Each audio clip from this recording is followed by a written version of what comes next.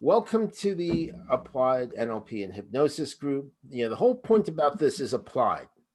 And the, again, it's not theoretical. These are things I use every day in order to influence and persuade executives to move across the country or to other countries.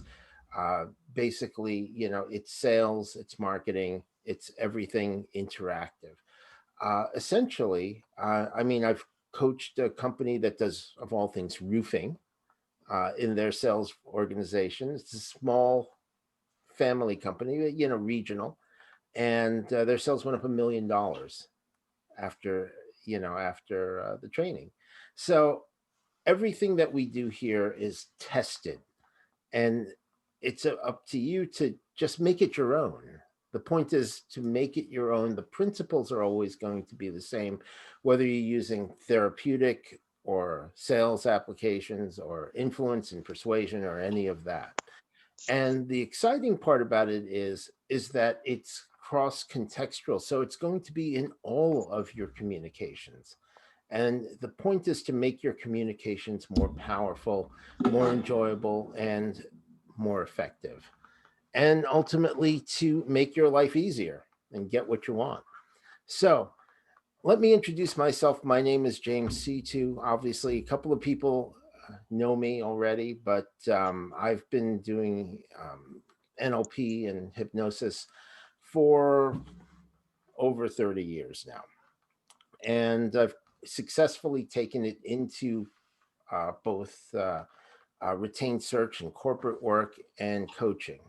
And I've been doing that for quite a while. That's how I originally ended up in San Diego, where I got recruited out there because I was successful in what I was doing back here.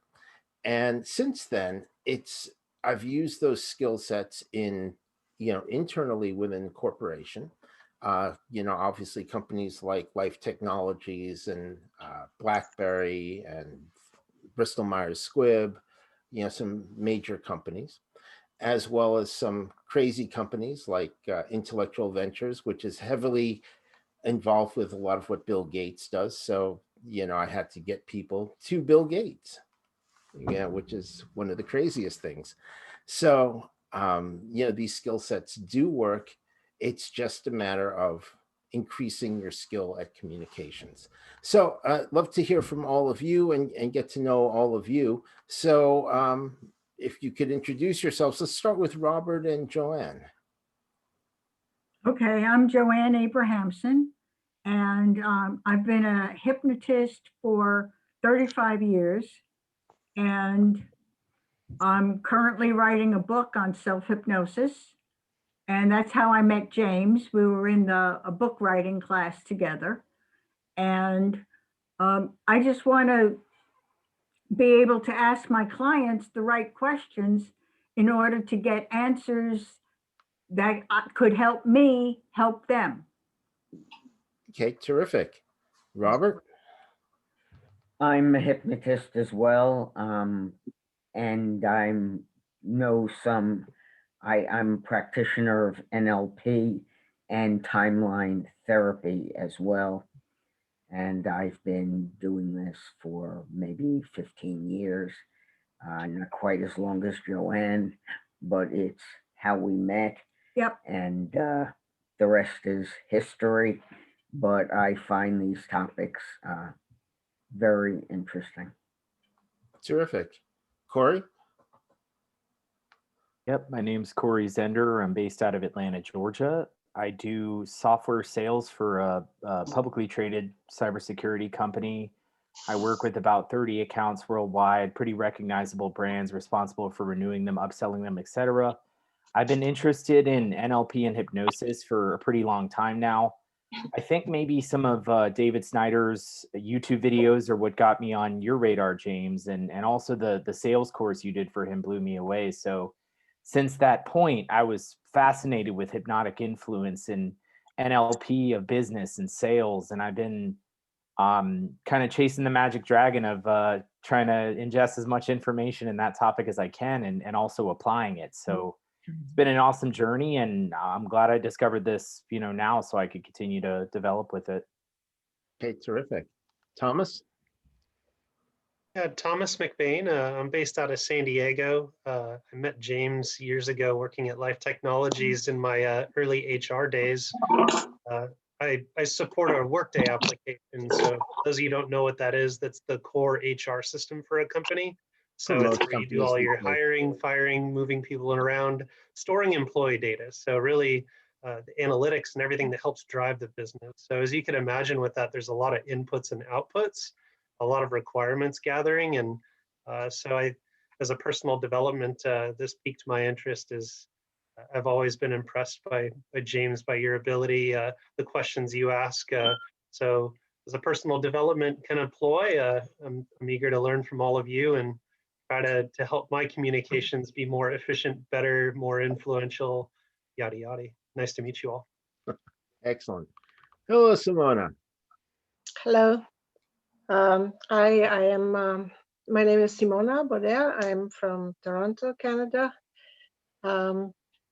I work in IT, project management. What else? I'm interested in NLP. I did take a few courses starting maybe 10 years ago, and then hypnosis, I just did it on my own. So now I was just I'm looking for ways to, expand and practice and learn more. Now with this pandemic, I start looking worldwide. Why look in my area since we have to do it online? So that's Mhm. how I joined this group. Excellent. Well, welcome. Thanks for joining. Thank you.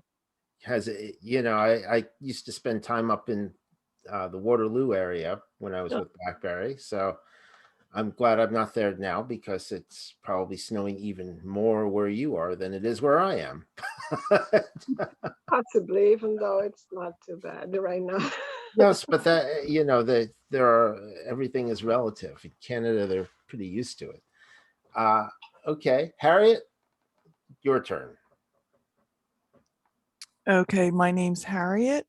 I am a real estate agent, and what I will be looking for is to be able to talk to my clients, speak to them without using scripts to find out exactly what they need and what they're looking for.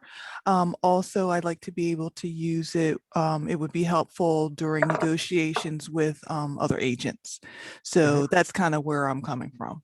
Excellent. Okay, terrific. We'll definitely be covering that because there are some really good things in this that we will get into in more depth in another session, but we'll intro it in this because you can start using it right away. And it's going to be useful all around. And Thomas, I know, has heard me do this all the time, all the time we were working together, but I'm going to break it down for you guys. So that'll be fun. Jack, your turn. Yes. Read about hypnosis in high school, interested in it. Haven't run into too many people that deal with it. I was a volunteer firefighter. I'm currently CERT, which is Community Emergency Response Team. And they were supposed to give us a hypnosis class about 6 months ago, but they canceled it because of COVID. But in there, it was supposed to be identifying people perhaps with psychological problems and handling that. Okay. So communication was important there, maybe hypnosis to calm people down. But of course I never took the class. So that's a little bit of my interest. Okay, excellent. Well, we'll give you a head start on that. So, and where are you located, Jack?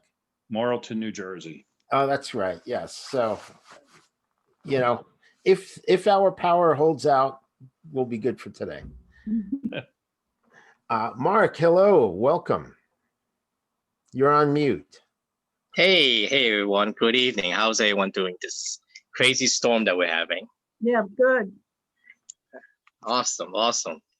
I guess this is the introduction, so I just got on. It is, yes. Okay. Well, I'm interested in developing my skills in persuasion and along the line to hypnosis, and definitely looking forward to reading your new book, The Influential Rapport. And I think that's how you and I met through a mutual friend. So that's a subject that I'm still a skill that I'm still like on. It's like ongoing development for me. Excellent. Well, it is for all of us. So that's one of the things. The good thing is that when you develop these skill sets, everybody you speak to is somebody you get to practice with. So you have captive audiences, especially if you use it at work, because they have to listen to you. So there's no reason not to. You know, that's like the latest, like one of like the epiphany that I came across. And it's not like it's something that you could turn on and off. It's an ongoing process that's what makes it so supposed to be natural. And I just came across this epiphany like only recently. I was like, wow, it's nothing like something supernatural or anything like that. It's just the fact that, like you said, it's natural. Right. And it's just coming, like when you develop it with speaking, that's the thing that hit me, like wow, after all these years, it's like I thought it's something that you turn on and off, but it's not. No, because if you have to turn it on and off, it comes across as being inauthentic. When it's just how you communicate, then you're communicating powerfully. So I didn't ask Simona and Mark, but I do want to ask them now. Are there things that you want to definitely cover in this session? Not specifically, not a specific issue or subject. I'm just curious to see how is it Okay. going on and what's being covered. Okay, no problem. Mark? Just to get like back to basics, I guess, like the fundamentals of the building blocks of what can develop like influential rapport via like hypnosis, covert hypnosis, or just in general, like what can actually help me connect with people stronger and better. Okay, terrific. Well, this is the menu for today then. So I'm going to share this screen, and today, this is what we're going to go over. So it's about properly formulating the questions, sequencing them so you're actually moving the person in the right direction, framing the questions for the best effect,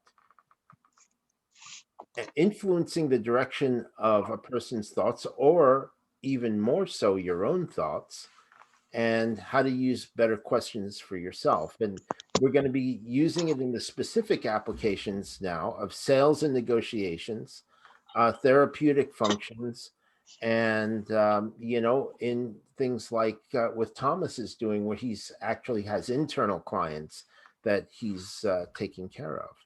So why are we talking about questions? Well, most of the things that come up is, we're dealing with people, and internally they're asking their own questions while we're speaking. And, we tend to do the same thing. Well, what does this person mean? Why are they asking this? And all that. The important point is to remember is that when we start directionalizing people's thoughts, we start getting them to go along with us. And when they have, we've all dealt with people who, are always asking, why is this? Why is this happening? Why is that happening? Little kids do it because they don't know any better. When adults do it, they're actually creating their own answers in their own mind, because unconsciously our brains are wired to answer questions. So if you ask yourself, why didn't I do something? Oh, why am I not eating what I'm supposed to be eating? Right? Well, you're going to get an answer. It's because it doesn't taste good compared to what I shouldn't be eating. Right? And it's that, are those answers useful? So the point is to start asking better questions to get more useful answers. And so in order to do that, it's important to think about the structure of the question that you're asking. Because if you're asking why questions all the time without understanding what answer you actually want to elicit, you'll get a whole variety of answers that don't necessarily make any sense. So, say for example, if you ask a little kid, why did you, knock over the vase, right? Little kid will say, well, I didn't do it, or somebody else did it, or, I didn't see it. But that doesn't solve the problem of, not having the little kid knock over the vases anymore. So, or you may even just get, because I felt like it, which is an honest answer. It's not useful. So in order to be able to get better answers from them, you can ask, well, how would you not do this? Or how would you do this better? Right? So how would you keep from knocking over the vase? Or, what can you do to make it stay intact? Right? Which starts generating better questions. So I'm going to share the screen again, a little bit on the question structure. So when you think about the types of questions to ask, a lot of times we ask why questions first. Why did you do that? Why did this happen? As opposed to the who, what, when, where, and how questions. So if you think about it, I think how, for me, has been the most important one. Because if you have somebody they who has a problem or something like that, right? And especially for the people who are doing therapeutics, it's like they say, I have a problem, right? And you say, well, how do you know? Maybe you don't. Maybe it's something else, right? Or it's like, I have a fear. It's like, how do you know? Because once you break that pattern that they're in, then all of a sudden they start thinking. Because if they're not thinking, they're stuck in a pattern, and that's really important to interrupt it. So say, for example, in terms of sales, right? It's like, well, I want something. Well, you can ask somebody, it's like, well, I want, if a person comes to you and says, I want a house that has X, Y, and Z, then of course you wouldn't ask, well, how do you know? You would ask, well, let me ask you this. What else is important for you in this house? Or what things are most important and what things are maybe negotiable? In any type of sale, there are things that are must-haves and things that are negotiable. So say, for example, if you're selling, the software, right? And, the person says, well, I like this and this and this, and I want it for this. It's like, you can also, well, what's more important for you, the price or the value? Right? All of a sudden, the person has to stop and think, because they're in this strategy of, I want this, this, and this, and I want to pay this. Right? And does that actually match? Because look, if they want to pay more than what you guys are selling it for, they say, hey, I have a great deal for you. We have this, everything you want, and it's less than you want to spend. Right? But that's generally not how it works. So you would say, well, let me ask you this, right? Which is another question. It's one of my best questions, because when I ask you that, all of you nodded unconsciously. You didn't know it, but you did. Because once you agree to let me ask a question, I can ask you anything, because you've already agreed that I can ask you. And it's difficult to actually not answer, because you've already agreed to do it. And we all want to have some type of internal consistency. The people who don't have internal consistency, realistically, don't deal with them. Yeah, they're pretty social. They're pretty much sociopaths because they're going to just do whatever they want. But if you approach everything and you just want to ask any question, it could be a difficult question, an easy question. You say, well, let me ask you this. All right. All of a sudden, you have permission to ask. And you'll notice that the people either nod, they won't realize they're nodding, but unconsciously they're answering you, or they'll stop. And when they stop, they've already answered it unconsciously. So or they change the subject. Well, generally they don't. That's not what I run into. Well, how do you ask the question? Sometimes it might be a text or it might be communication. And I ask the question and they just simply change the subject. Text is much more difficult, you know, because you don't have the timing. You have to wait for them to answer. So they have time to think. But if you just say, hey, Jack, let me ask you this. If you could think about something that you would really like to get out of this, what would it be? Mm-hmm. You see how it's easy to answer because it's softened, as opposed to, hey, Jack, what do you want to get out of this? Right? Notice how it feels different because you're softening the question. So by softening it, you allow the other person to go with you. And we're going to build on this as we go along. So if you ask about like, how did you do something, right? It's like, well, how did you decide to, to buy our product? Then you're getting more into the structure of how they made the decision than why they would buy this as opposed to something else. Because if you ask, why did you buy our product? You know, Corey, you deal with a lot of companies, right? Why did you buy our product? It's like, well, because the procurement guy bought it and we got stuck with it, right? Thomas knows this. Hey, why did you buy that HRIS system? Why did you buy that applicant tracking system? Because our CHRO got mad at the guy selling the good one, so he bought the one that wasn't good just because he got mad at the other guy. Yeah. And then Thomas had to fix everything. I'm having the aha moment, maybe to follow up, because I want to drill into this a little bit more.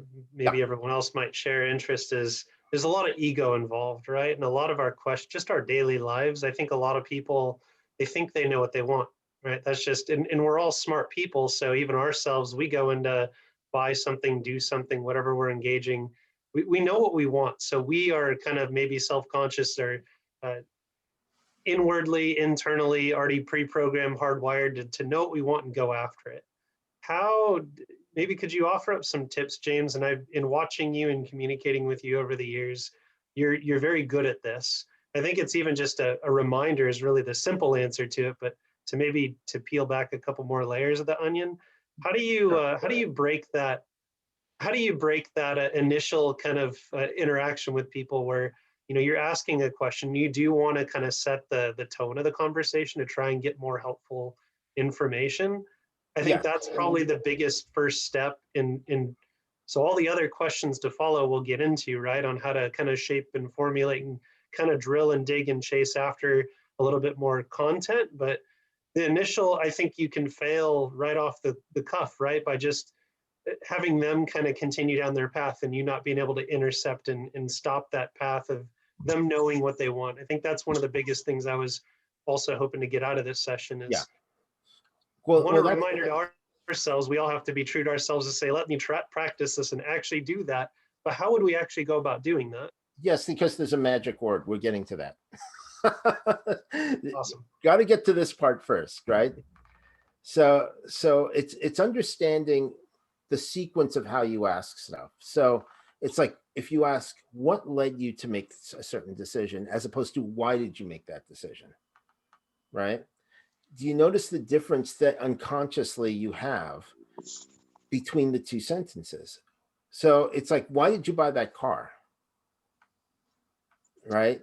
As opposed to, well, what led you to buy this car? It's a similar sentence. It's not the same sentence because the answers you get are different. It's like, well, why did you buy this car? Because it's red, right? As opposed to what led you to buy this car? Well, I looked it up online, and I saw the reviews and people said it was good. That gives you an insight into their strategy for making a decision, as opposed to their emotion for making a decision. Now, you do want the emotion, but the emotion will swing depending on the criteria they're giving you in the strategy they're giving you. So if you ask, what led you to do this? Right? And it could be, I was told to do this. My friend told me it was really good. Right? It's not the same as, why did you do this? Or why did you buy this? Because then a person kind of can be defensive, especially if they didn't think it was a good decision to begin with. Most people don't want to admit they made a bad decision. So that's why asking these questions properly is going to help. So in the therapeutic context, you could say, well, how did you know to do this? Like I have a problem, with smoking, say, for example, right? It's like, well, how do you know to smoke? Right? So then you get towards the triggers that lead them to smoking, as opposed to, well, why would you want to smoke? Because, it's not good for you. That doesn't stop anybody from smoking. They know it's not good for them. It's like, well, why are you still smoking? It's because I enjoy it. Right. And so if somebody enjoys it, it's not as easy to get them to change the behavior as to working on what led them to doing it. So let's go to the next one. And to Thomas, your question, especially is the magic word that we're going to get into, because this is where it starts coming together.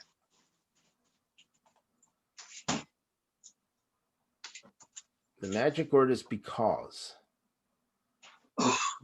Okay, so everybody has to understand the power of the word because. Robert Cialdini wrote a great book a long time ago, and he keeps updating it. I don't know if the updates are any better, kind of say a lot of the same things, but the essential thing is, in his studies of influence, the word because is incredibly powerful. And what they did was he obviously he was in the University of California system, and basically he was a professor there. And when you're a professor in in a university system, you have what's called graduate assistants, which are also known as lab rats. And so you could take your lab rats and send them out and make them do stuff because they're your graduate assistants. And at the time, he actually had a lot of people who had to use, the printers and the copy machines, because back then, the university still wanted everything printed.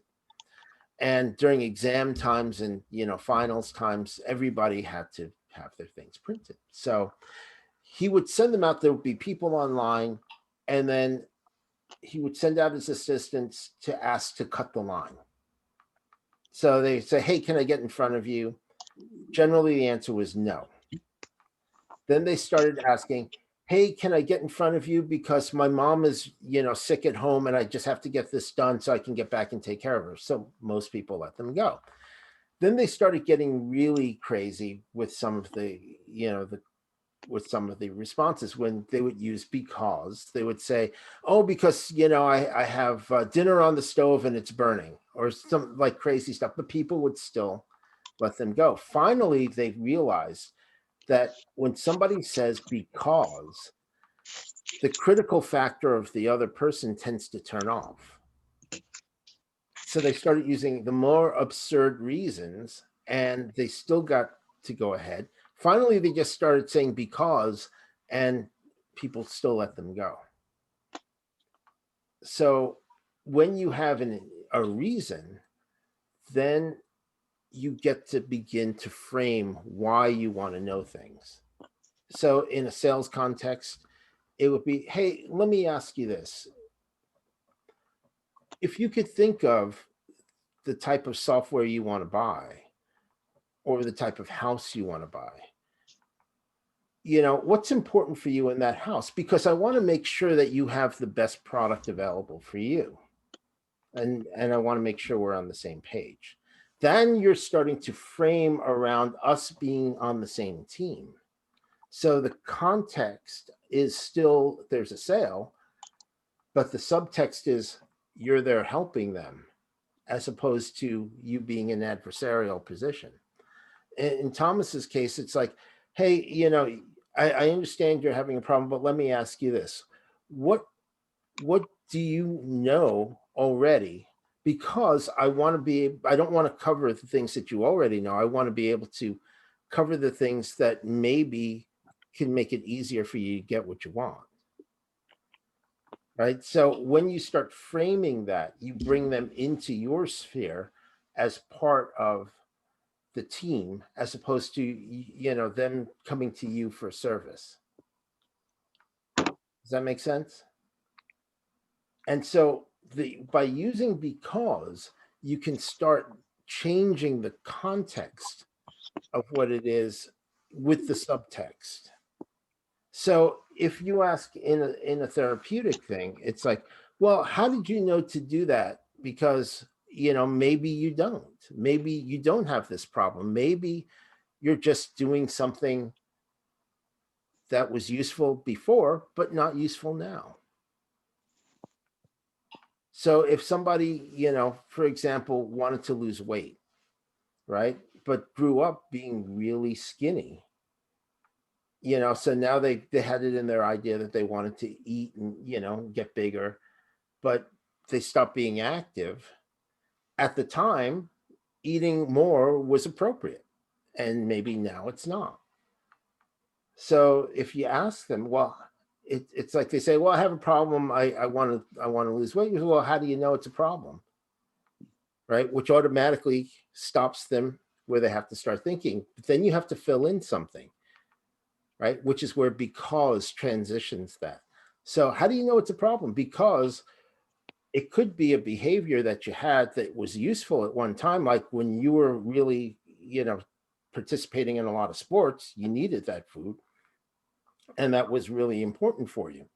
And maybe that behavior is not appropriate now, but at the same time, it's not really a problem. It's just something you're doing. And because it's something you're doing, that means you could do something else. So you see how because can be used in order to frame everything that you want to suggest to them. And it makes it a lot easier for them to accept what you're saying. Does that make sense? The term, does that make sense, is a trigger for me for a negative. Okay. If somebody says, does that make sense? Or do you understand me? I look at it as they're being condescending. I'm just asking if it makes sense, or if I'm not being clear, I can clarify. No, I understand I'm not saying I'm offended. You're talking about triggers. So then I just said, this would be a trigger that makes me think, why are they stopping to see if I understand what they're talking about, or does it make sense? So I think my point here is I'm just trying to touch on something where you just talked about. I'm not saying Sure. I'm offended by what you did. I'm saying that in the conversation you just gave on using the word because, I'm saying what's a trigger for me. No, I understand. I just was not talking about triggers. I was talking But you about did mention triggers. in fact, I didn't, Jack. But that's Actually, you okay. go back when you're recording, when you're done, you did. Okay, I will. Okay. But the point is that using because changes both the context and the subtext of the interaction. Because if you don't, then you get a lot of resistance. Yeah, it becomes adversarial as opposed to becoming inclusive. Yes, Joanne, you're muted, by the way.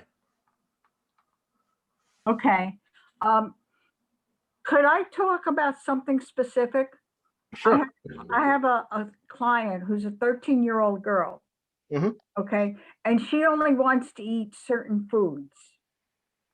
Yes. She only likes Purdue chicken nuggets, grilled cheese on white bread, and a couple of other things. So you said something before that really rang true to me.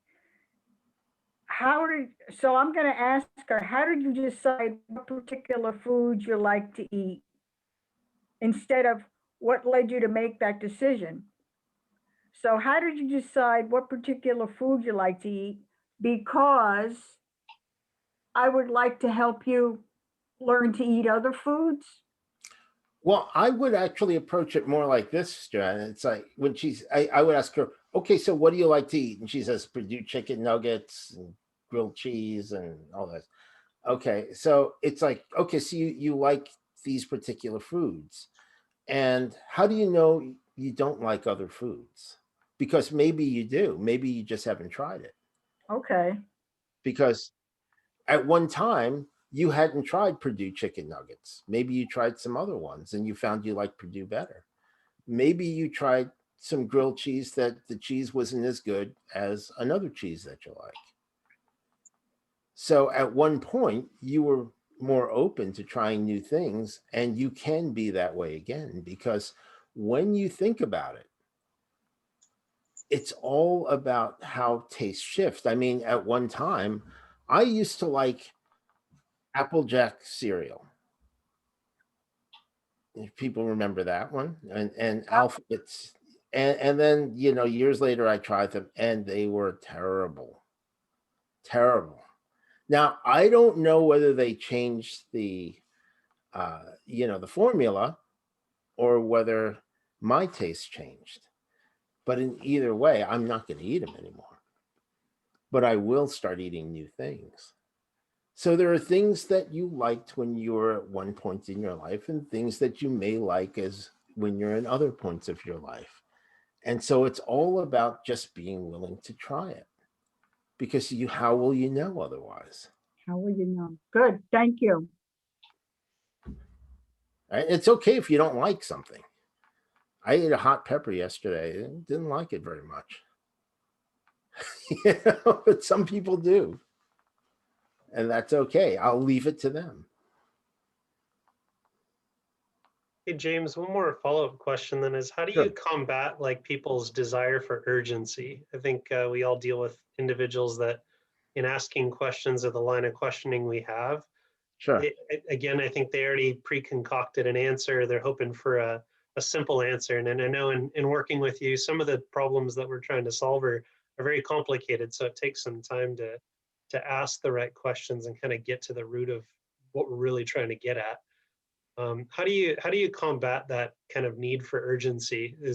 Imagine again, I work in software, so gathering requirements, someone's like, what, can't you just make this happen? Like, I don't care how you do it, make it happen. They're not going to spend the time with you. The desire is not there for them to spend the time peeling the layers back to try and allow you to even ask your questions, well-formulated questions, because of urgency.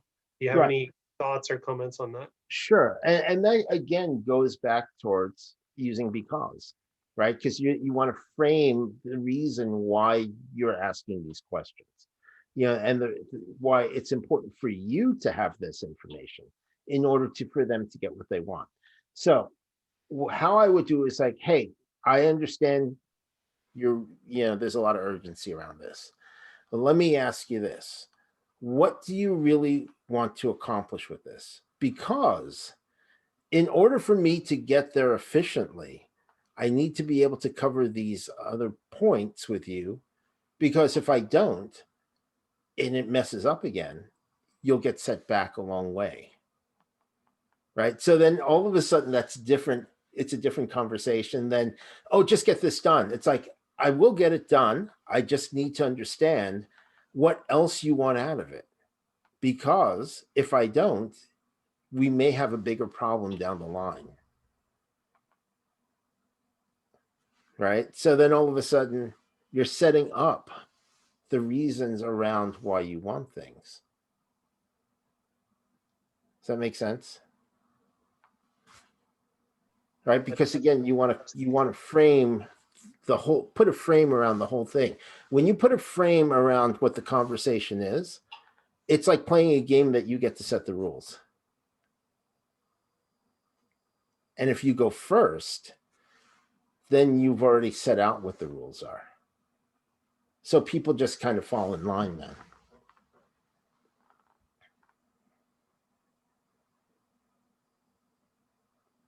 Corey, you look like you have a question.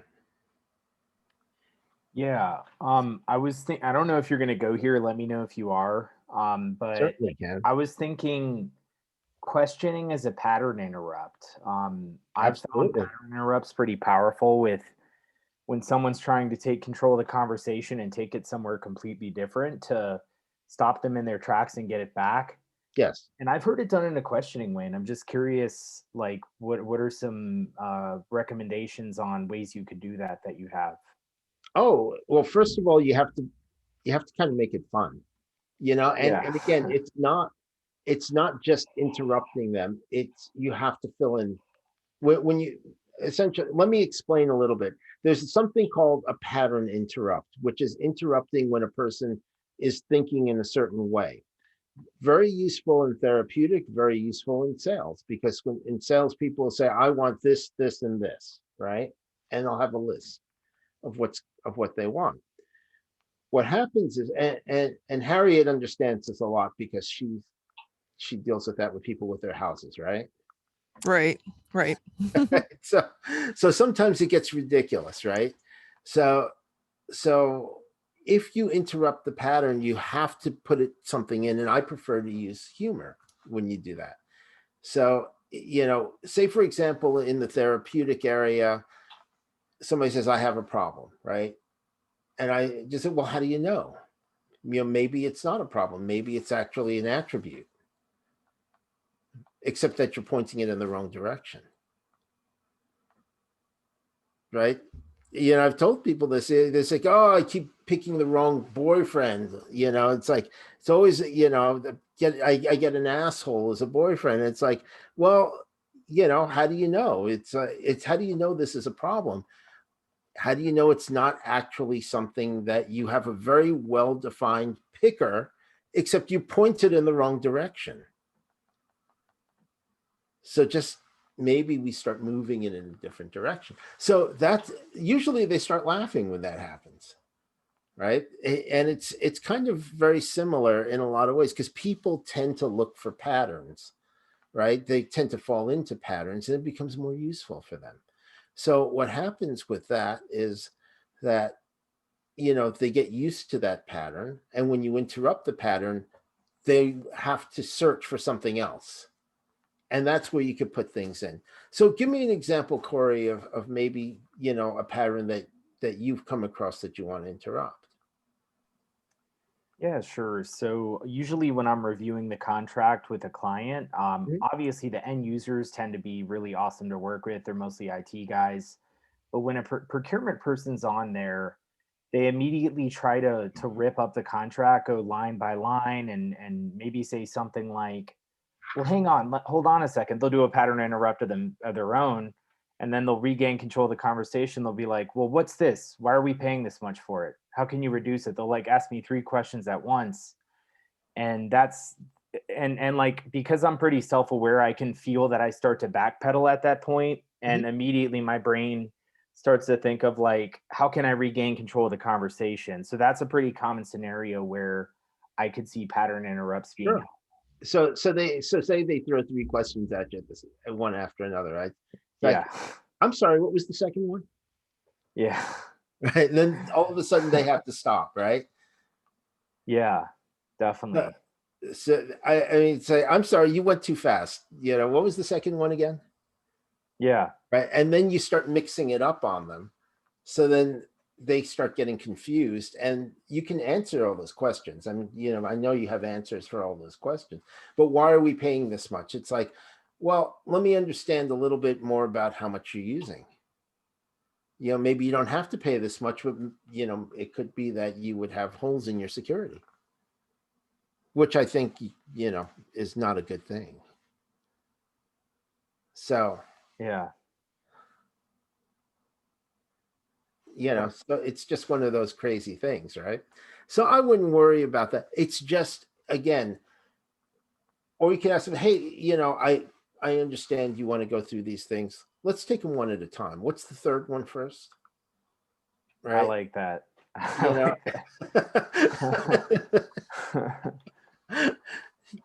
You know, so you're answering all their questions. It's just not letting them control, through their pattern, what they want to say. What happens is that people have a strategy when they go into a negotiation. That one of the strategies is to try to bulldoze you. Thomas is at that, because he deals with vendors and he also has to deal with internal clients. They all come in with a strategy. And it's important to not play into the strategy necessarily. It's important to answer what they want out of it, but not necessarily the way they think they're going to get it. So that's where it comes down to some other things around the questions that I want to throw into here, because again, it's a very powerful thing. So let's go into this for a moment, because this is the next level of the skill set.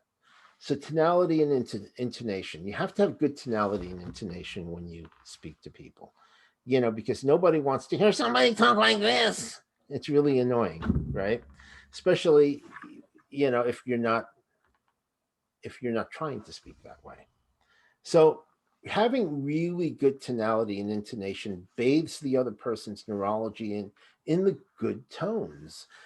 So this is something I think that's going to be developmental. We'll be going over this, but really it's about speaking from the diaphragm. Now, all of you have heard really good people on the radio, especially things like news and sports announcers and things like that. They have very resonant voices. It doesn't matter what the pitch is, because women have resonant voices on, when they're broadcasting as well. But that resonance actually adds authority to, to your voice. So it's really important to continue to use, your really good tonality in order to be able to have more authority when you speak. So when you do that, that leads to the next thing, which is the way questions, statements, and commands are structured. So a statement is just even all the way through. A question goes up at the end, and a command goes down at the end of the sentence. So those of you who have dogs don't always understand every word that you say, even though they think that they understand your tone. So if you have a question tone, if you said sit, the dog's going to look at you like, what are you trying to say?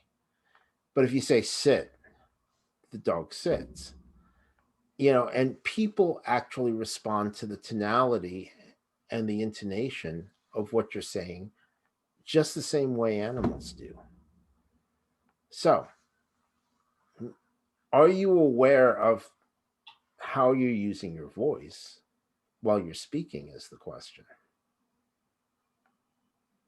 Because especially, Thomas, I'm sorry, in California, we hear a lot of this.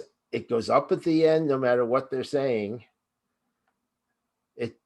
I have to tell you, I've been in meetings where it drove me crazy, where people would say something and then, their tonality goes up at the end of the sentence. I was like, are you asking me, or are you telling me something? It would drive me absolutely crazy.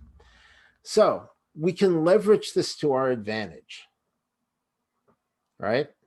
So when I ask, let me ask you this. Where is my voice going at the end? Down. Right. But is it a question? No, it's a command. But That was a question. is it structurally a question? Yeah. Yes. Yes. So this is what's called an embedded question. It's command that's disguised as a question. Right? So that's why most of the time when I say, let me ask you this. Hello, Aniko. Good evening. I Welcome. I apologize for being late. Not a problem. Welcome. We're glad to have you. Thank you. So, we'll catch you up in a little bit, and there'll be a replay available as well.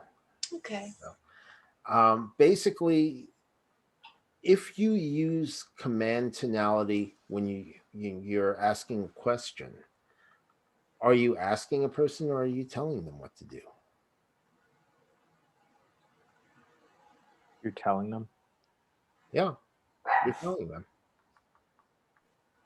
So if, for example, in Thomas's situation where he has a client, who has a problem, it's like, so, well, how do I do this? Right?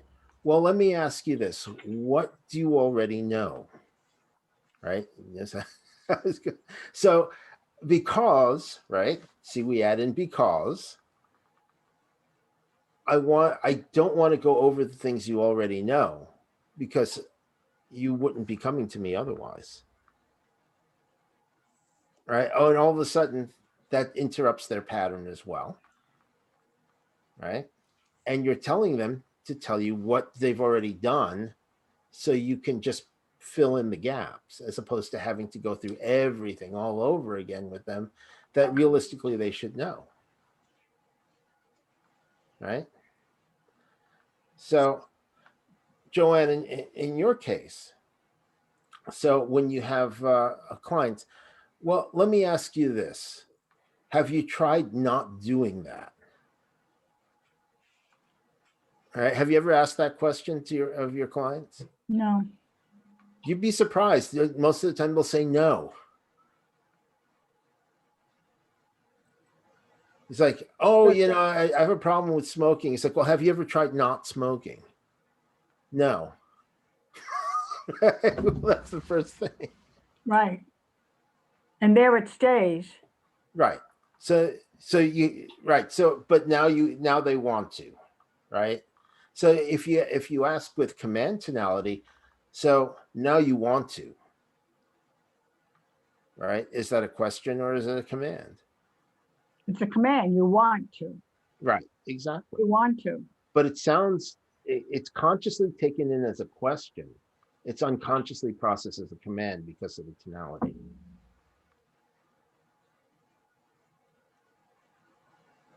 Makes sense. Yep. So let's hold on a second and say hi to Aniko.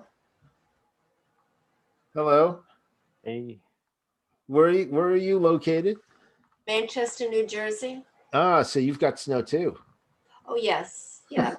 Very icy. Yes, it is. So, Aniko, introduce yourself if you would, please. My name is Aniko Nemeth, and I've been living in New Jersey for a little over 2 years. Uh-huh. I'm a New Yorker, 55 plus years. I will always be a New Yorker. Sorry, everyone, but you could take the girl and the guy out of New York, but you can't take the New York out of the girl and the guy. Yeah, especially because they still want to tax you when you leave. Well, very interesting because I first found out today, which I resolved, my cell phone. I have been paying New York surcharge taxes Yep. and beats me. But, anyway, I resolved it today and I'm getting $30.06 back. That's a big win. So I figured that's like $1 a day of coffee that I can get senior coffee at McDonald's for under $1. So Excellent. I'm happy. Excellent. Was there anything that you wanted to go over? Because I want to make sure we're covering things that everybody wants to go over. Well, I just wanted to hear what you had to say. Want to be more conscious and aware of what I think before I speak. Okay. And because it's just in my best interest, as well as I like being in control. Uh-oh, that can mean so many different things, Annika. I'm being humorous.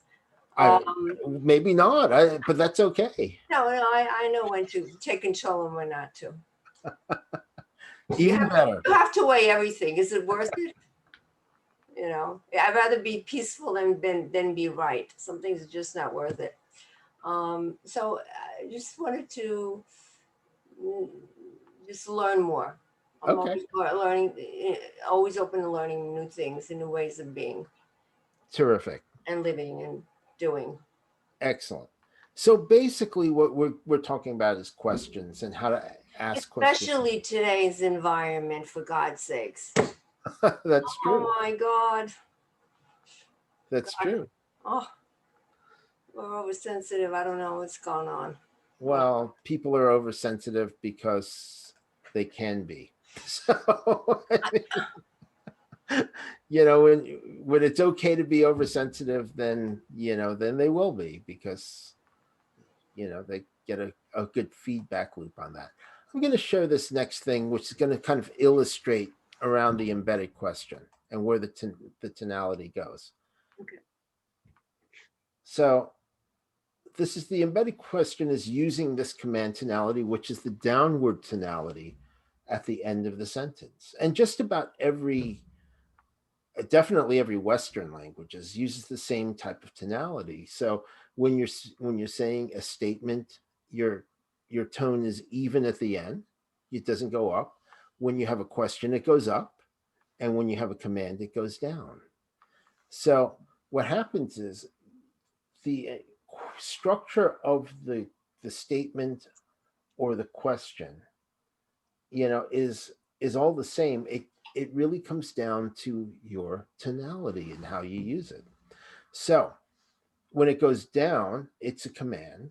When it stays even, it's a statement. When it goes up, it's a question. And so I would suggest that you practice using command tonality for the most part, because when you do that, you'll actually condition yourself to being more effective in the way you communicate. And it's just a matter of practice, and what I like to tell people is to slow down when they're speaking, because when you slow down, then you can allow your voice to drop at the end. As opposed to when you slow down, you can allow your voice to drop at the end. It's harder to do. It's just harder to do. And slowing down is actually something that's very important when you're communicating, because most people talk too fast to begin with. And a lot of times when you're talking really fast, it's really important to understand that most of the time the person that you're speaking with is not listening to you. Shocking, isn't it? Not listening to you because you're talking fast, or not listening to you? They're not listening to you at all. Oh. They're interpreting what you're saying internally, and they have an internal dialogue that they're creating which is actually representative of what you're saying, but it's not necessarily exactly what you're saying. Just like, we had one person drop off because he kept saying that I was talking about triggers, which I didn't. You're talking But about what? triggers. He was getting triggered by thinking I was talking about triggers, but I wasn't talking about triggers. So really, it's an odd thing. But again, he's has this internal dialogue where he's interpreting what I'm saying. And most people do. They don't listen literally to what you're saying. Hello, Alessandro from Australia by way of Italy. Hi. Hi. Hello. How are you? He's in the Right. summer heat in Australia, where, unlike Australia, those of us on the West Coast are in the snow today. We are not. No, I would imagine not. So excellent. Alessandro, we, basically we're talking about questions today, asking better questions. Was there anything that you wanted to go over as well? Because I want to make sure we're covering what everybody would like to go over. Happy to listen. Okay, terrific. So basically this leads us into our next thing. And, Smart man. see, we've already gone over, asking the questions. Now it's about sequencing the questions, and you sequence them again with because. Right? So if you say, well, let me ask you this, because I just want to know, right? Then all of a sudden it becomes easier than just asking a direct question. So you're softening the question by framing around what you want to know and the reasons why you want to know it. So you can ask a lot of questions that theoretically would be intrusive, while at the same time, it goes in a lot easier. Again, because when you have a reason to do it, people just accept it. And that allows you also to put in all types of commands as well. So if I said, well, let me ask you this, because I really want to understand what you want. And when we do this, we'll be able to come to a really good agreement that helps both of us. And while we're doing this, we can also plan for the future, where you'll actually be able to have more capability than you thought you would, while staying at the same price. Right? It means not necessarily anything in particular, but it frames around what the conversation is. And when you're setting the frame of the conversation, it actually makes it more useful for you and more acceptable for the other person. Annika, you have a question. I look like I have a question? Yes. Well, because I'm a visual person, Mhm. I tend to be able to understand Mhm. words when you give an example, Sure. like a visual example, such as Yeah. that Okay. you can build a picture and then I can see it, what Yeah. you're talking about. Okay. So was there something that you've always wanted to buy, but maybe never did? Buy, Yeah. Or have?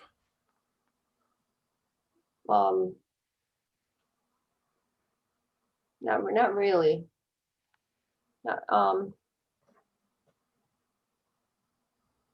Not really. I don't know. Not really. I mean, at this age, what do I need? I have everything I need. No, I don't think I can't think of anything Okay. that I need. Or wanted? I wanted,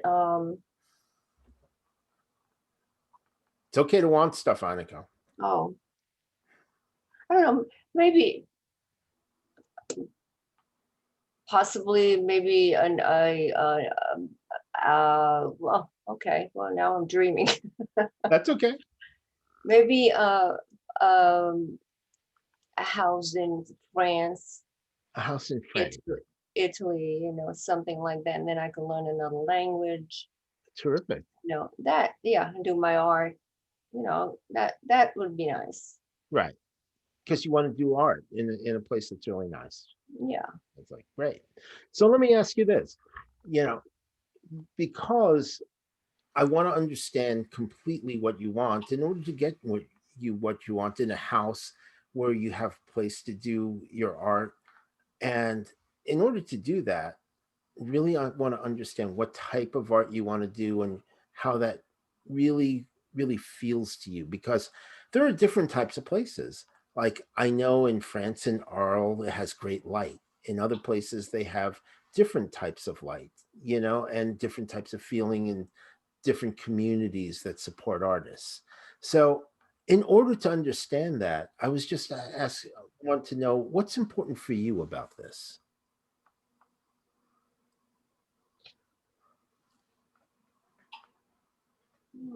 Just it is just the feeling, the feelings. Mhm. The The feeling of the place. Yeah, the feelings, that the air, the smells, the trees, just the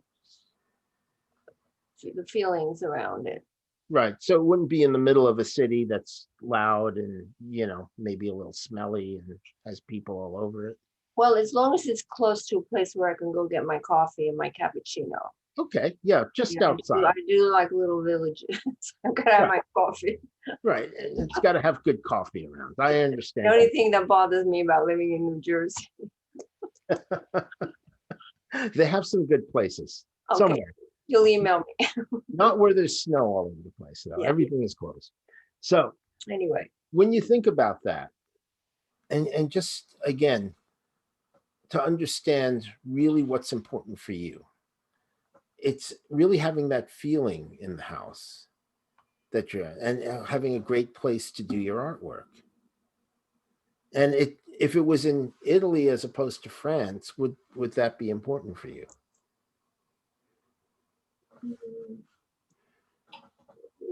no, I mean, it's important. The people are important. Yes, exactly. People are kind and accepting and accept me. That would be very important. And I've met people from both places. They're really accepting. So we can look in both places then, couldn't we?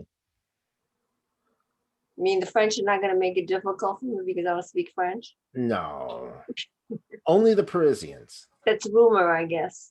Only the Parisians. All the other ones are really nice. Okay. Right? See how she just smiled when that happened? Beautiful smile. Because we're able to frame around what she wants. Right? And realistically, if I just ask you directly, they would be a little bit intrusive, those questions.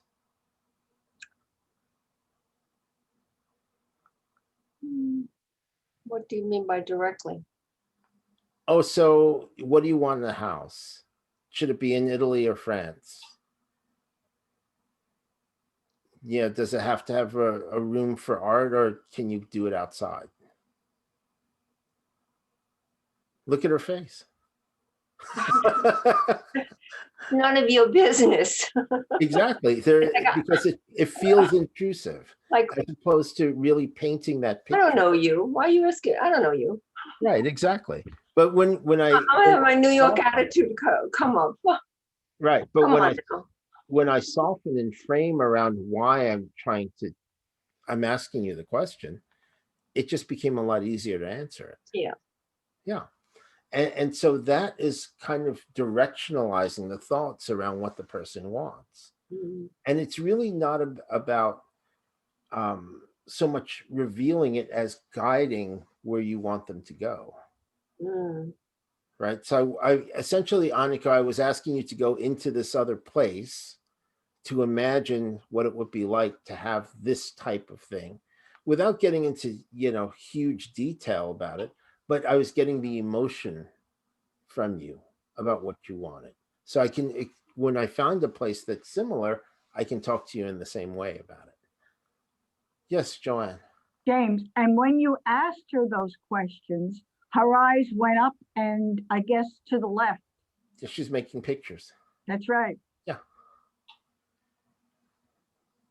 And we all do. We all make pictures. We all talk to ourselves. We all have feelings. I mean, that's just the way we experience the world. There's no difference around that because, we may have a different sequence, but none of us are only visual. None of us are only auditory or only kinesthetic because we couldn't move through the world that way. So I guess that kind of brings me to, when you're good at doing what you do, Mhm. I mean, you could do anything. You can use that to manipulate people. You can use Yes. that to get what you want. I mean, you Yes. can use it in a good way. You can use it in a bad way. Yes. You could, if you're a person that's out to do, so you could take advantage of vulnerable people. So, Yeah.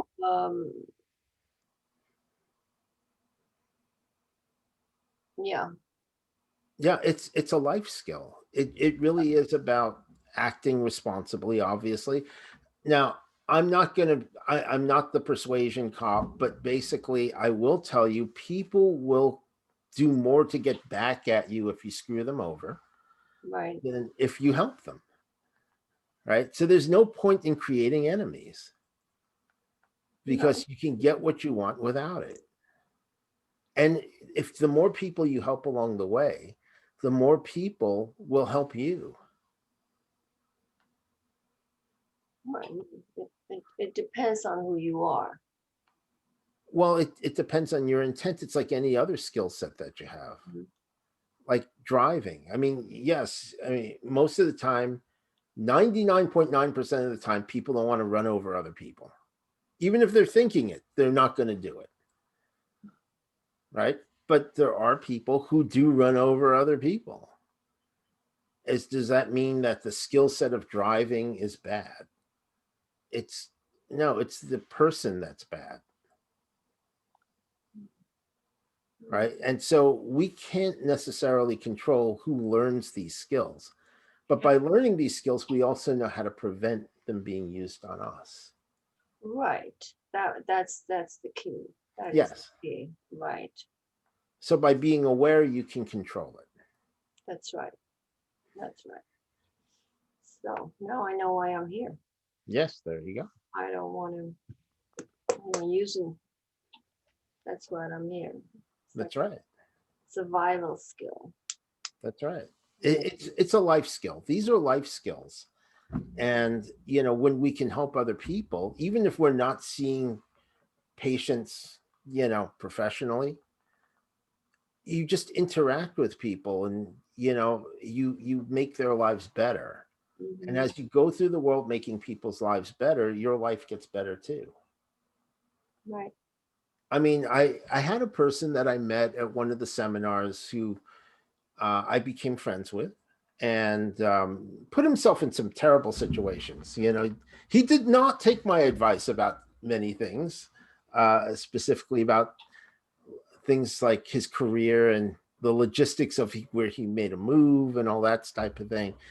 He actually, called me up and he texted me in the middle of the night. Of course, I didn't see it until I woke up, that he took all these pills, and so I called him immediately and he said, well, I took all these pills and all that. And I said, well, are you there by yourself? No, my brother's there. And it's like, okay, put him on the phone, and so he puts his brother on the phone. I said, okay, do you have a car? Yes. Are you near a hospital? Yes. Okay. Give him back the phone, put him in the car, and drive him to the hospital. Right. And he's okay. I mean, he turned his life around and all that. But people don't, even if they learn the skill sets, they don't use them on themselves necessarily. So what happened is that he was asking himself the wrong questions. So he was coming up with bad answers. where the solution was he took a lot of pills. So that's why it's not only important about understanding how we ask questions of other people, it's how we ask questions about it to ourselves. Because if he's asking himself, well, why is my life falling apart so badly? It's like, well, he was coming up with bad answers like, you're not a good person, or, you know, you deserve it, or, you know, you keep messing up. Those aren't really good answers for anything, because they're just answers, they're not solutions. And so he found a solution that wasn't good, but it was really a turning point for him, and thank goodness it was.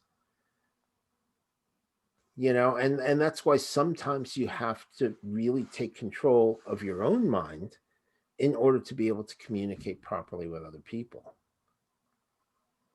So that's why it's teaching people, in Joanne's case and Robert's case, so they see clients regularly.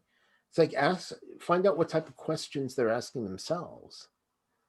You know, because your clients are probably not asking really good questions.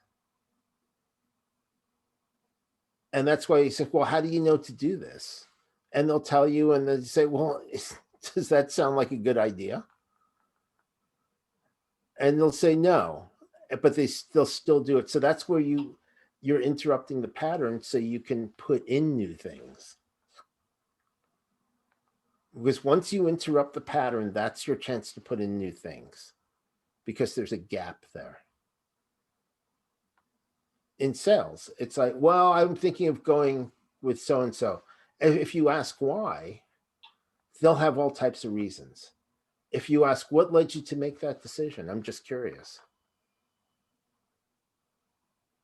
Then all of a sudden, it's a very different conversation. Then why did you do this? Right, Corey? Yeah. So if you ask, well, what led you to make this decision? I'm just curious, right? Which is a softener, Mm-hmm. right? And it's like, well, you know, we thought they have this, and it's a better price. It's like, okay, I understand why you made that decision. Have you considered this? Because ultimately, all their things are based on add-ons. So yes, that's a better price now, but if you wanted to do all these other things, then all of a sudden it's not as good a deal. Right? Right. So that's also ways you can negotiate with people. Harriet, do you have any questions? No, not right now. Nope, still listening. Okay, good. James, So I have a quick question, if you don't mind. I don't mind at all. Just speak up. Awesome. So tonality, how do you Yeah. work on that? Because I've gotten better at it, but a lot of my life I've been monotone. And what can one do to get better? I saw on the slide you had some stuff on there, but I wasn't sure if you had any tips on that. Yeah. Okay. I do have some tips on that. And we'll get into it more. But first of all, okay, so you've been following David's stuff, right? Yeah, both David and Kenrick Cleveland. Okay. Yeah. Okay, good. I know Kenrick from way back as well.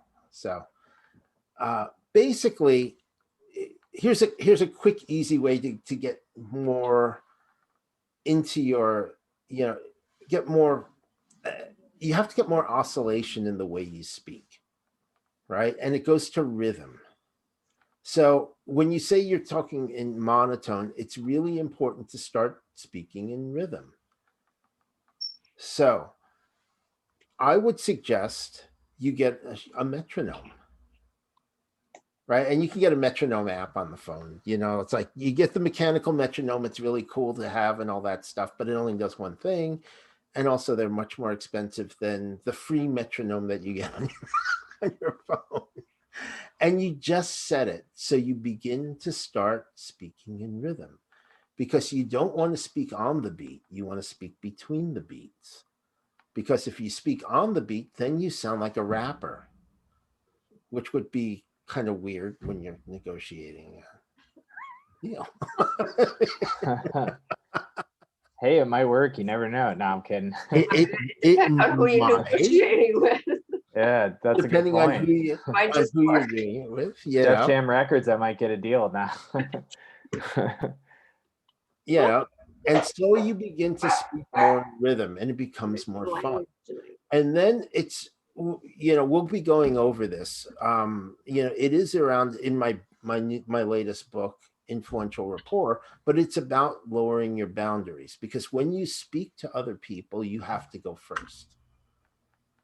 Right. So the boundaries that we have around ourselves are things that we use to protect ourselves. You know, Annika's from New York. I'm from Manhattan. You know, we're used to that. Joanne and Robert, the New Yorkers.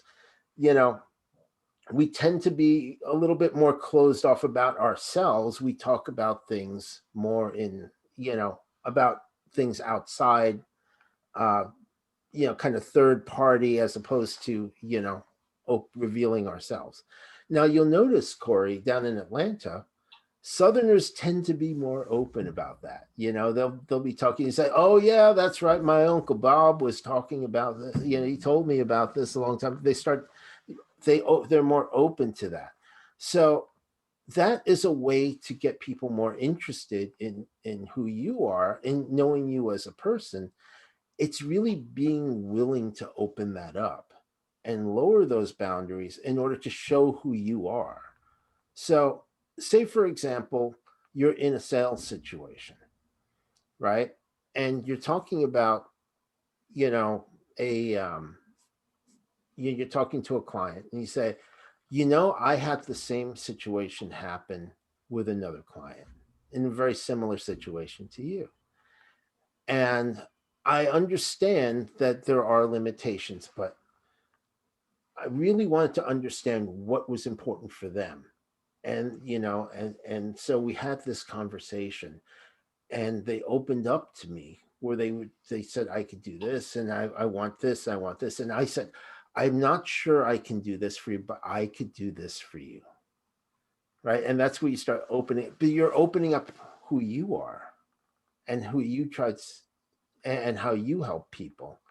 And so that is how you start becoming much less monotone.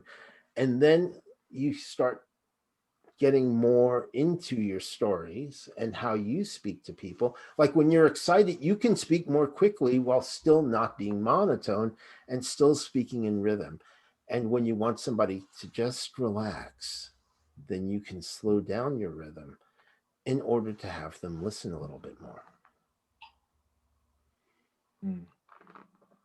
Right. And it's the same way whether when you're doing hypnosis, it's just easier to do it that way. You know, you want them to be excited about something you're giving them, then you can speak more quickly and more excited as they go even deeper into trance. You know? And the more excited you feel, the deeper you go.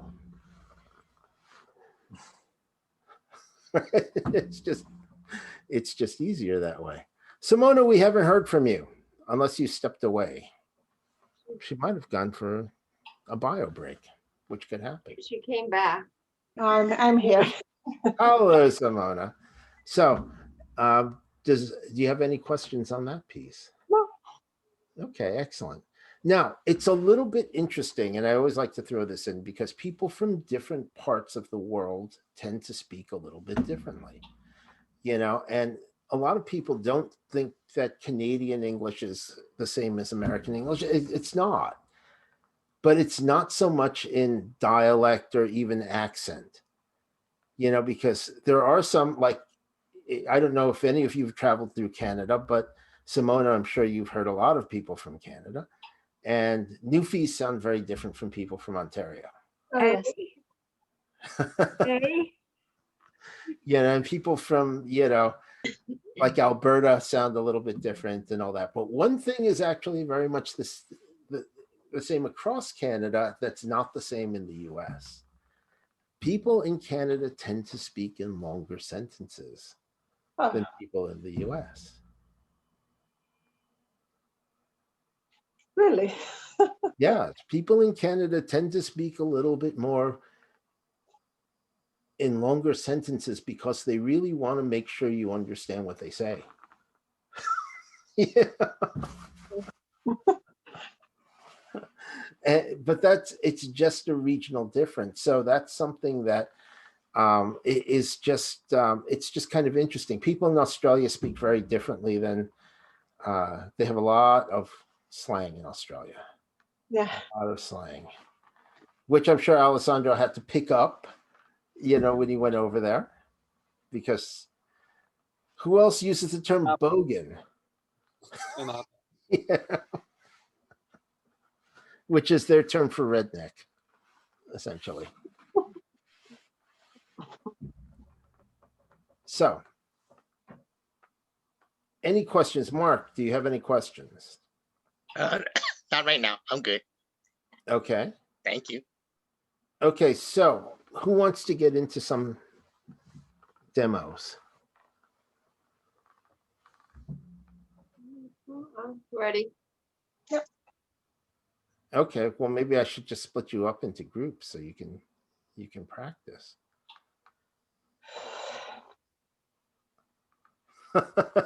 It doesn't seem to be too popular. Let's just do this. This is my first time, so I'm not sure what this is. Okay, so. But I'll play. Okay, so what we're going to do is we're going to practice things like softening.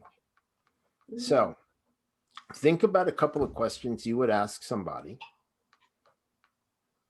right? In whatever way you're going to use it. If you're going to use it in sales, if you're going to use it in therapeutics, if you're going to use it just working internally, in your company.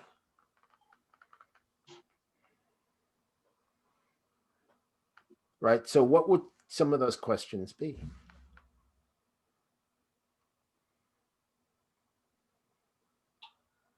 What are you looking for in a solution? What do you want? Which results do you want? Okay, so we have two so far. So what are you looking for in a solution first, right? Okay, so how does that feel for all of you when somebody asks you that? What are you looking for in a solution? That seems more logic-based than you're asking them to go down a logical path. Okay. I'm like, I do sales too, and I learned that I would ask them like like what you said earlier, what's important to you about taking the next step? Yeah. Okay. So how does that feel to you? Mark says it's more logical, which is true. How does it feel for you? It feels like a lot. The answer may be long. You may not be able to say what do you want as a solution in a few words. Yeah. What's your emotional reaction to being asked that question? You don't really like it, right? Panic because I don't know. Right. Okay. Yes, Joanne? I feel anxiety. Right. You feel pressure, right? Yeah. Yeah. So it wasn't a soft question. That wasn't like you said, like it wasn't like a soft, like what you said earlier, it wasn't soft. Right. Yeah. So basically it's a legitimate question, in a sales situation, especially if you're selling, software. It's a legitimate question. Is it a useful question? Is it not so much is the question useful, is the format of the question getting you what you want? Right. Right. Right. So if you just soften it a little bit, right, around say, hey, I'm wondering what's important for you in a solution, right? How does that feel for you as a question? Yeah, that's better.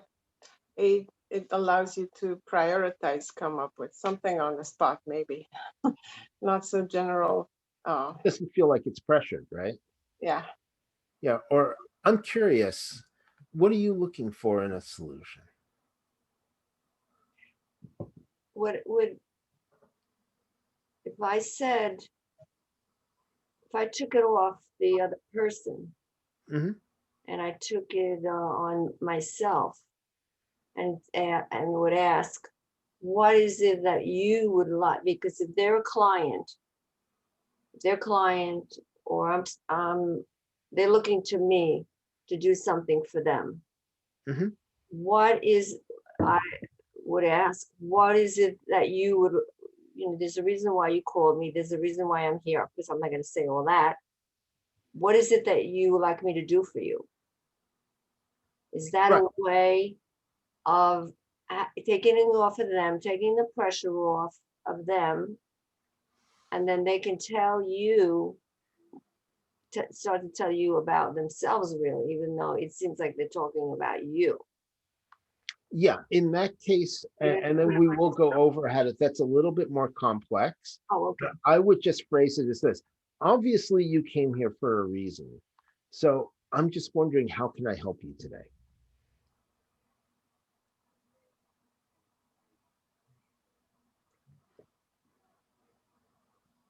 I don't know. You asking me that? Well, I'm not sure. Okay, well, I would that's say, good. well, I'm not really sure.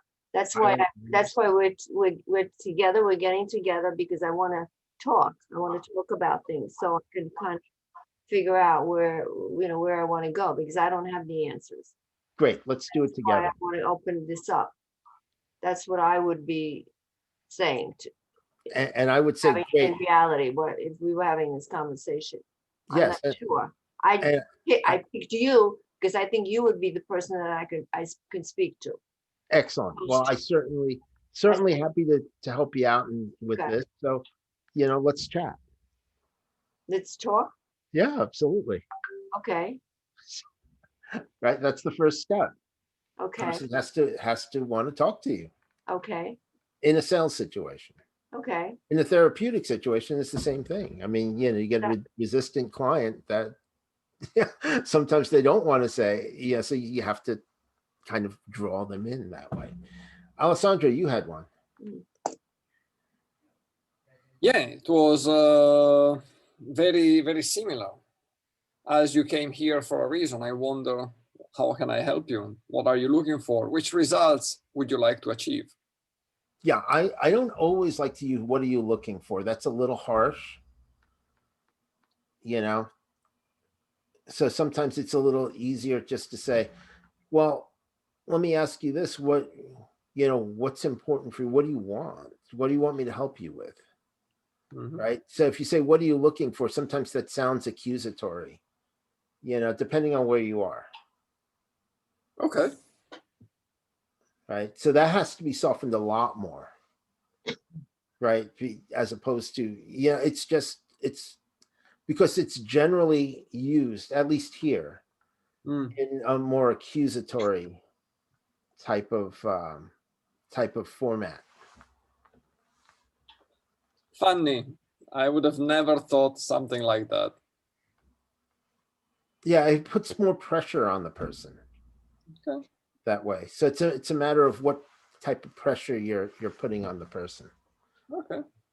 Interesting. Good So to know. I can imagine if Harriet's saying, dealing with a client who's looking for a house, like, so, what are you looking for? It's a little bit less because it's a big item. So that, that's instant. But if you ask, hey, I'm just wondering, what's important for you in a house? Right? Or in your next home, that's a softer way to get that same information. Right. And that person may start talking in terms of the feeling that it gets, just like Aniko did before.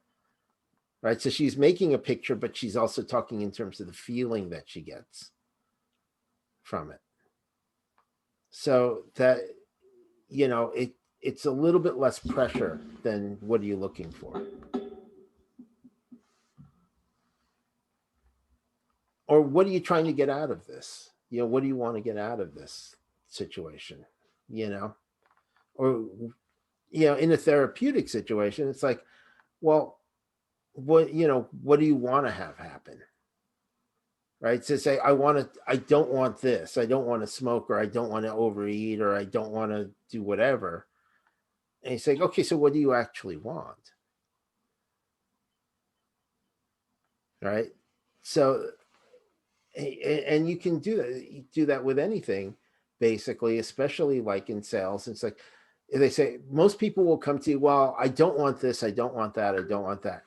Well, okay, great. Well, what do you want?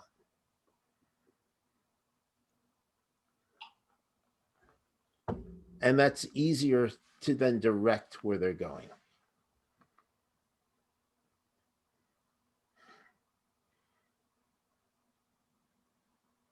Anybody? Any comments? Harriet? No, no comments. Is this helpful for you? Yes. Okay. Yes, I'm taking notes. Oh boy, taking notes. Well, Yes. I am recording this, so I will send out a link to everybody. James, Yes. could you send a link to, can you send the slides? Yes, I can send you the slides. That'd be great. They're only somewhat useful, but Okay. and they don't move. It was really hilarious when my niece was going through grade school. She showed me this PowerPoint she did for school, and it was moving. You know, it had movies in it, and music in it, and it was like, I still can't do any of that stuff. And she was doing it when she was in the 5th grade. I know, I'm technically challenged myself. It's like, yes, I know you can theoretically do stuff, but it doesn't necessarily work that well. Right. It's interesting. I very rarely use PowerPoint in presentations and stuff like that, but I find it useful when I'm sharing the screen, just because it makes it more useful for people in Zoom. But for live trainings, I don't. I did a training in Israel, which was a magical place. If you ever have a chance to go to Israel, it's a magical place. In there. Yeah, it's really something. But we did it for this company that's a tech company, and they wanted us, sales training. So happy to do it, because guess what? Free trip to Israel that they're paying me to do. And they also gave us a guide for 2 days, which is the way to go if you're going to go see the sites in Israel, because you don't have to wait online then. They actually get you in really quickly. But in any event, You cut in the line because you have a guide. Well, they have a special booth for the guides. The guides go because they arrange everything. Mhm. And the guide goes up there, gets you your tickets, and they get you right in. So that's always much better. And so what happened is that we go in, we're going to do the training. And they said, oh, well, we're setting up the projector for your PowerPoint. They said, there's no PowerPoint. He goes, well, what do you mean there's no PowerPoint? I said, you have to listen. You have to pay attention. And this is something that I've found in corporate, since I have done a number of years in corporate life, is that whenever you have a deck, people ask, can you send us the deck? And that actually means I'm going to not pay attention for you and play on my phone while you're talking. Oh, no. But yes, I will send the deck, because it may be somewhat useful. It may not be, but you're more than welcome to have it. So I'll just send it out to the group. You have our email addresses. Well, just email me if you want the deck. Just message me in the group, and I'll be happy to send it to you. So, any questions or anything that you want to go over that we can, we can cover in this one?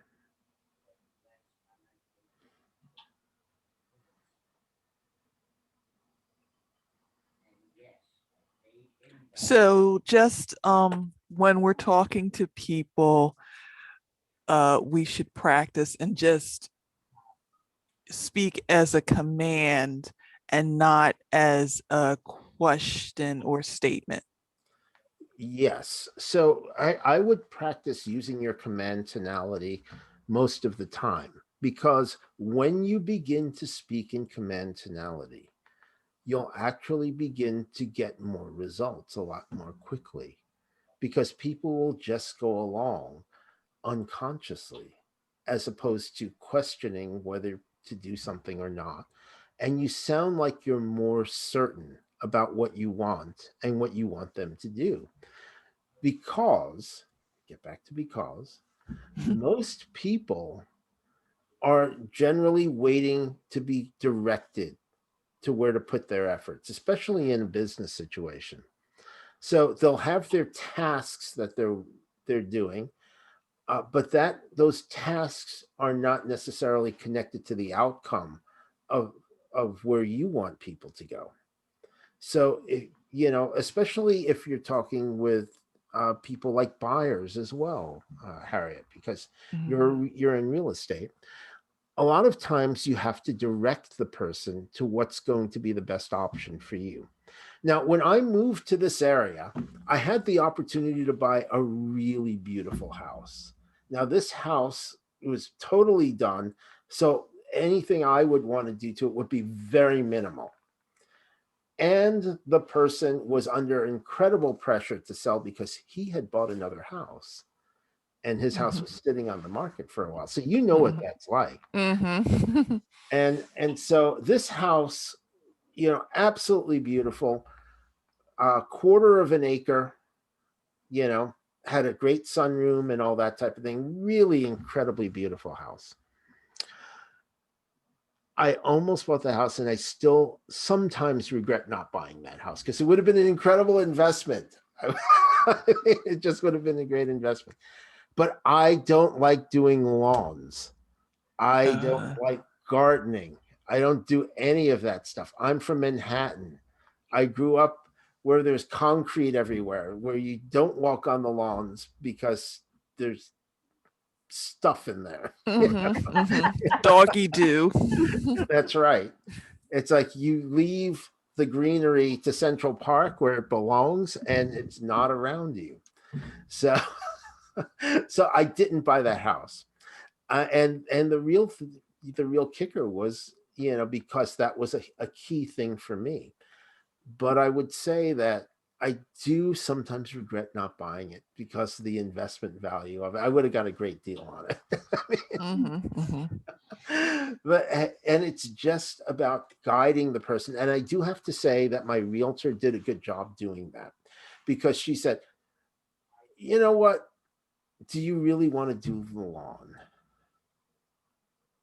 And she would have made more money off of it as her commission. But she was right. And she guided me directly. And that's why sometimes it's really important, when you want to subtly guide other people in the direction you want them to go, to really just use your tonality when you're speaking with them. And how does that feel about doing that? I will have to think about it. You know what I mean? As I speak, I'll have to think that to not raise my voice, because I have a habit of raising my voice where I sound like I'm questioning. So I'll have to think about it. Well, what I would suggest is slowing down, because when you slow down, you'll be able to drop your voice at the end naturally. Okay. Just give it a try. Okay.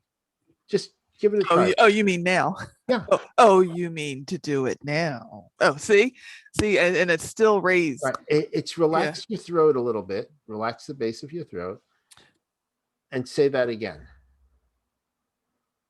So you mean for me to do that now? Exactly. As opposed to. So you mean for me to do that now? Yes. Did you hear the difference? Yes. Right. Yeah.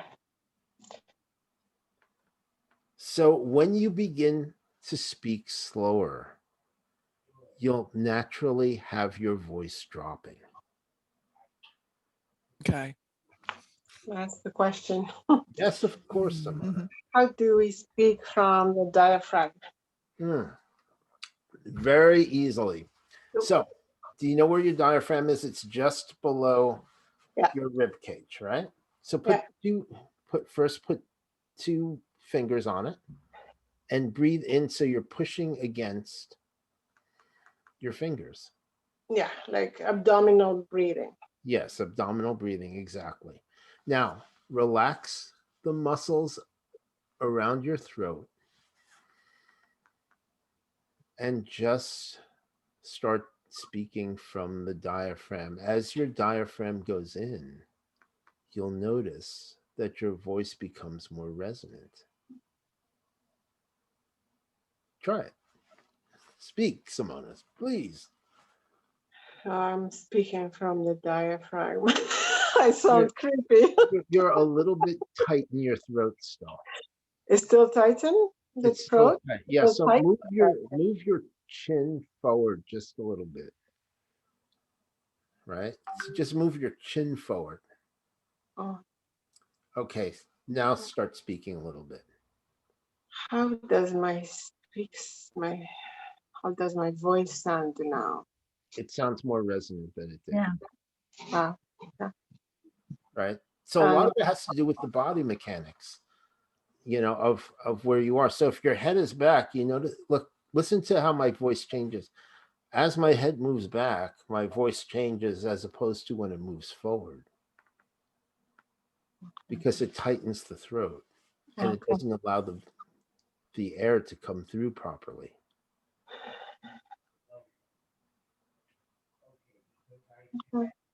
So, any questions? So I'm just trying to get an idea of where to center my, like right now, I'm speaking, or at any time when I'm ready to do something, and do something, I'm going to say something, whether that's on the phone or whether at any time, where am I positioning? Where am I thinking about positioning my thoughts and my body, my mind to set me up? Okay, that's rather than just be on go. Okay. Do you know what I'm saying? First of all, it's always better to be in a good mood when you're talking to somebody. Okay, yeah.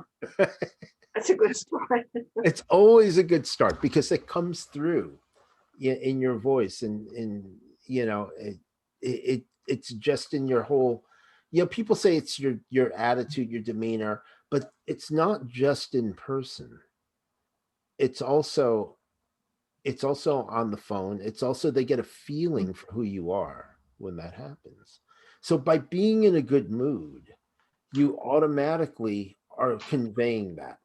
It's kind of like when you look at a picture, when you can tell when somebody is in a good mood and feeling good, as opposed to when they're fake smiling, right? You just get a feeling that they're not being authentic, right? And their eyes are hard or something like that.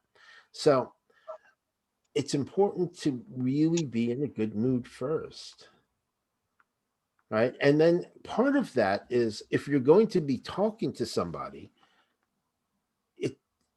if you're talking to somebody you don't know, right, rather than concentrating on your own agenda, what you want to say, because you already know what that is, if you ask yourself, I wonder what this person's like, right? What's this person like? Let's find out. It becomes a different conversation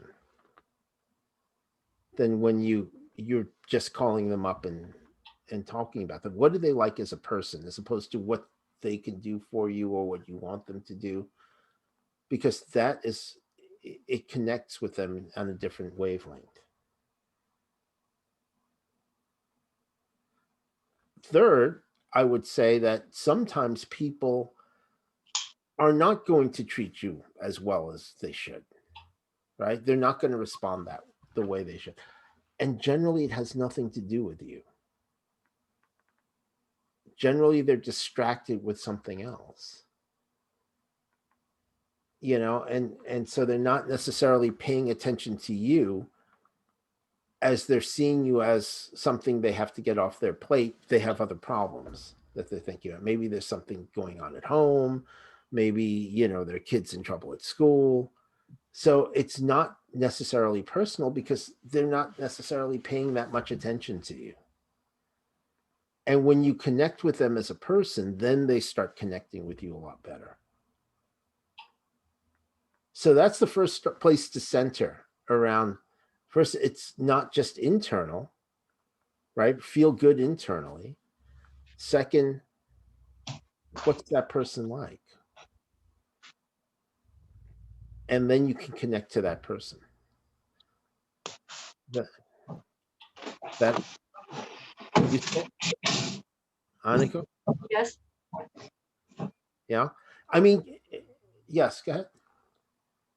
Well, I'm thinking of many things. I mean, just general. Right.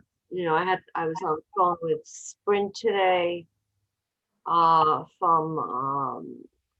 was communicating with people from Indonesia.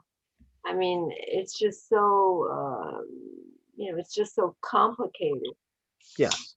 And in fact, one you know, a while ago, I was